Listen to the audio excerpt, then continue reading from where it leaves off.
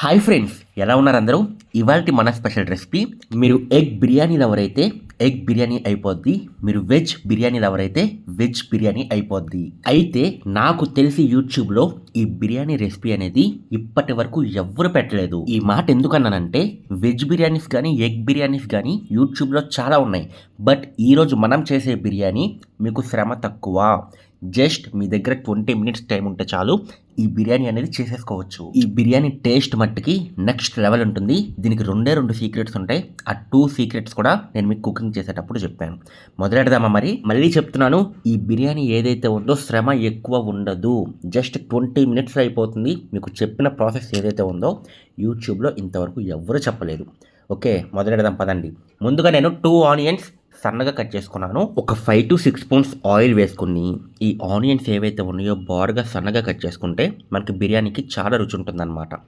Brown colour వచ్చేంత వరకు వేపాలి. ఇది మాత్రం ఇంపార్టెంట్ అండి, ఎందుకంటే బిర్యానీకి ఆనియన్ అనేది గోల్డెన్ కలర్ రావాలి, వస్తేనే రుచి అనమాట. ఎప్పుడైతే గోల్డెన్ కలర్ వస్తుందో వచ్చిన తర్వాత ఇందులో ఒక 3 నుంచి 4 మిర్చి నేనైతే వేస్తున్నాను. ఈ మిర్చి కూడా ఒక 2 నుంచి 3 నిమిషాలు అలా వేపండి. ఇది మొత్తం కూడా లో సెగలోనే చేయాలి. సెగ అనేది ఎక్కడ పెట్టొద్దు. ఎక్కువ సెగ పెడితే కనుక మీకు మారిపోయే అవకాశం ఉంటుంది. నేను మళ్ళీ చెప్తున్నాను, ఈ బిర్యానీ ఏదైతే ఉందో చాలా సింపుల్గా అయిపోతుంది. మీకు శ్రమ ఎక్కువ ఉండదు. ఇన్నిసార్లు ఎందుకు చెప్తున్నానంటే, ఒకసారి మీరు కూడా ట్రై చేయండి. ట్రై చేస్తే నెక్స్ట్ టైం నుంచి ఇలా చేసుకుంటారు. సింపుల్గా అయిపోతుంది. రుచి కూడా చాలా బాగుంటుంది. ఇందులోనే ఒకే ఒక టమాటో అండి సన్నగా కట్ చేసుకున్నాను. దీనితో పాటుగా ఒక 2 క్యారెట్స్ అనేవి వీలైనంత సన్నగా కట్ చేసుకున్నాను. క్యారెట్స్తో పాటుగా కరివేపాకు అనమాట. ఒక 10 నుంచి 15 ఆకులు కరివేపాకు అయితే తీసుకుని ఈ వెజ్జీస్లో వేసేసి లో సెగలో మాత్రమే ఒక 4 నుంచి 5 నిమిషాలు ఇప్పుడు మనం వేసిన వెజిటేబుల్స్ అన్నీ కూడా కుక్ అయ్యే విధంగా బాగా కలిపేసుకోండి. ఇక్కడ మీకు కావాలంటే పొటాటో కూడా యాడ్ చేసుకోవచ్చు అండి. కాకపోతే ఆలు అనేది ఫస్ట్ ఉడకపెట్టుకోండి. నార్మల్గా ఈ విధంగా ఫ్రై చేస్తే అంత టేస్ట్ రాదనమాట, ఉడకదు. ఆ ఆలుకుండే ఆ మెత్తదనం రాదనమాట. మీరు ఆలు కూడా యాడ్ చేసుకోవచ్చు, నేనైతే చేయడం లేదు. ఆలు యాడ్ చేయాలంటే ఫస్ట్ వాటర్లో ఉడకబెట్టుకోండి. ఒక 20 నుంచి 25 నిమిషాలు ఉడకబెట్టుకుంటే మీకు ఆలు మొత్తం కూడా మెత్తబడిపోతుంది. అప్పుడు ఈ విధంగా ఫ్రై చేసుకుంటే మీకు ఆలు అనేది బాగా ఫ్రై అవుతుందన్నమాట. ఓకే, ఇప్పుడు మనం ఆలు వేయట్లేదు కాబట్టి ఈ విధంగా బాగా ఫ్రై చేసుకుందాం. ఇక్కడ ఫస్ట్ సీక్రెట్ ఏంటంటే, ఇదంతా కూడా మనకి మసాలా అనమాట. మసాలా విధంగా మనమైతే తయారు చేస్తాం. అంటే మన వెజ్ బిర్యానీ ఏదైతే ఉందో దానికి ఇక్కడ మనం దమ్ అయితే ప్రిపేర్ చేస్తున్నాం, ఒక విధంగా చెప్పాలంటే. అయితే ఇక్కడ మీరు గమనిస్తే ఇందులో ఇప్పటి వరకు మనం ఏ మసాలా కూడా వేయలేదు.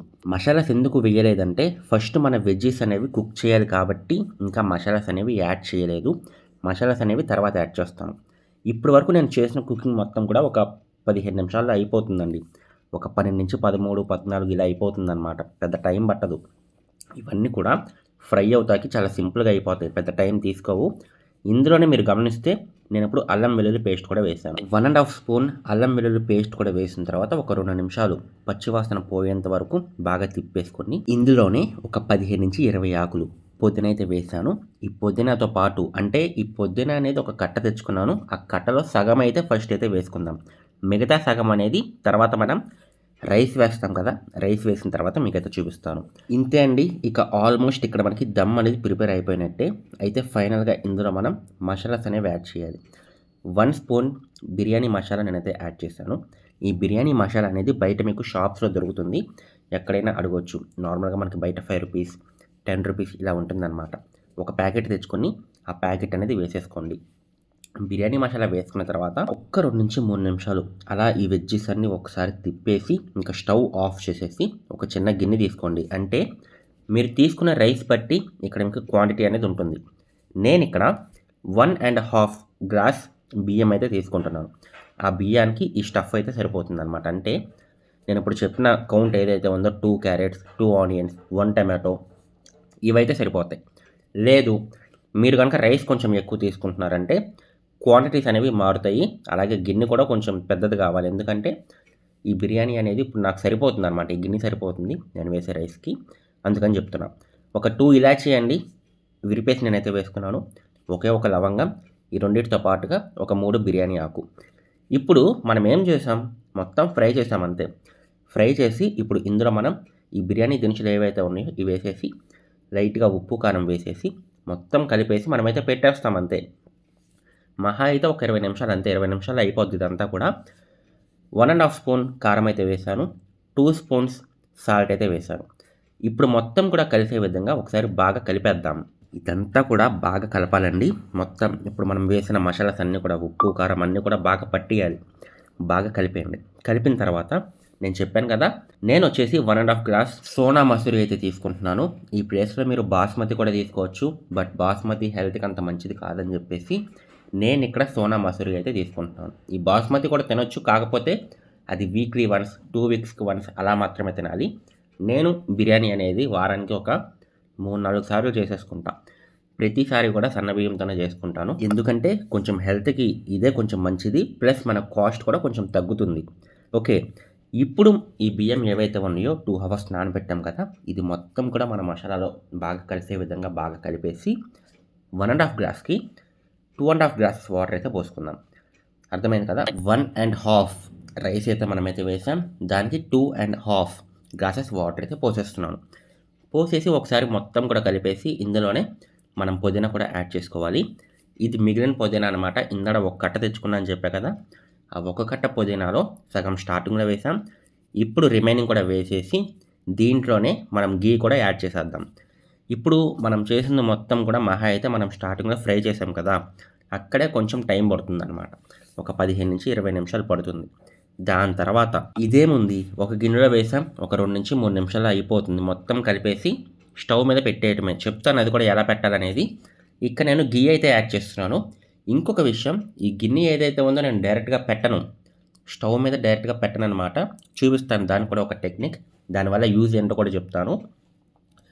ఇప్పుడు ఇందులో మనం గీ అనేది యాడ్ చేసాం కదా, సరిపడా గీ అయితే నేనైతే యాడ్ చేస్తాను. ఈ గీ కూడా మొత్తం ఒకసారి కలిపేసుకొని టేస్ట్ కూడా ఒకసారి ఇప్పుడే చూసేసుకోండి, అన్నీ సరిపోయినాయా లేదా అనేది.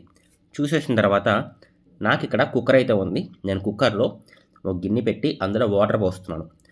ఒక కుక్కర్లో ఒక 20% వాటర్ పోసేసి ఇంకా పెట్టేయటమే. మూత పెట్టేస్తున్నాను, లిడ్ అయితే పెట్టేస్తున్నాను. అయిపోతుంది, చాలా పర్ఫెక్ట్గా అవుతుంది. ఇలా చేసుకున్నారంటే మీకు తర్వాత మీరు ఈ గిన్నెలు ఉంటాయి కదా, ఇవి వాష్ చేసుకోవాలన్నా మీకు సింపుల్గా ఉంటుంది. రైస్ అనేది కింద అంటుకోదన్నమాట. ఓకే, ఇందులోనే మీకు ఎగ్ కూడా ఇష్టమైతే ఎగ్ కూడా యాడ్ చేసుకోవచ్చు. డైరెక్ట్గా ఒక పక్కన వేసేస్తే మనం ఎలాగో వాటర్ వేసాం కాబట్టి ఎగ్ కూడా ఉడికిపోతుంది అనమాట. సింపుల్గా గిన్నె మీద మూత పెట్టేసి అలా వదిలేయండి. ఇప్పుడు కుక్కర్లో వాటర్ ఉన్నాయి కదా, ఆ వాటర్ మొత్తం కూడా ఇంకిపోవాలి. కొంచెం టైం పడుతుంది, ఒక 30 నిమిషాలు పడుతుంది. ఒక 30 నిమిషాలు అలా వదిలేయండి. వదిలేస్తే మనకి గుడ్డు రెడీ అయిపోతుంది, మన బిర్యానీ కూడా రెడీ అయిపోతుంది. ఫస్ట్ అయితే మన గుడ్డు అయితే తీసేసి పక్కనైతే పెట్టేస్తున్నాను. దీని పెంక్ అనేది తర్వాత తీసేద్దాం. ఇక్కడ రైస్ చూడండి ఎంత బాగా కుక్ అయిందో మనకి. మనం వేసిన గీ అనేది మొత్తం రైస్ మొత్తానికి పట్టి, చూసారా ఎంత బాగా కుక్ అయిందో. ఇంకొకటి, ఇలా కుక్ చేయటం వల్ల బెనిఫిట్ ఏంటంటే మనకి రైస్ అనేది కింద అడుగు అంటదు. నార్మల్గా కుక్కర్లో కానీ స్టవ్ మీద కానీ డైరెక్ట్గా పెట్టేస్తే కింద మాడిద్దేమో, కింద అంటుకుపోద్దేమో రైస్ అనే ఒక చిన్న భయం ఉంటుంది. అలా కాకుండా ఇలా చేశారనుకోండి, అస్సలు కింద అంటదు, రైస్ కూడా చాలా బాగా వస్తుంది. ఓకే, దీన్ని అయితే ఇప్పుడు నేనైతే వడ్డించేసుకుంటున్నాను. మీకు చూపిస్తాను మొత్తం అయిన తర్వాత ఏ విధంగా వచ్చింది అనేది మన బిర్యానీ. నేను మూత అయితే పెట్టేస్తున్నాను. ఒక ప్లేట్ అయితే ఇక్కడైతే మీకైతే చూపిస్తాను చూడండి. చూసారా మనకి రైస్ కానీ, మనం ఎగ్ అయితే అయిపోతుంది, అది చెప్పక్కర్లేదు, ఎందుకంటే వాటర్ వేసి 1/2 అవర్ ఉంచాం కాబట్టి. సో మీరు కూడా ఈ విధంగా చేసి మీకు ఎలా వచ్చిందనేది కామెంట్ సెక్షన్లో చెప్పడం మర్చిపోవద్దు. మరి నెక్స్ట్ వీడియోలో ఇంకొక కొత్త రెసిపీతో కలుసుకుందాం. అంతవరకు బాయ్ బాయ్.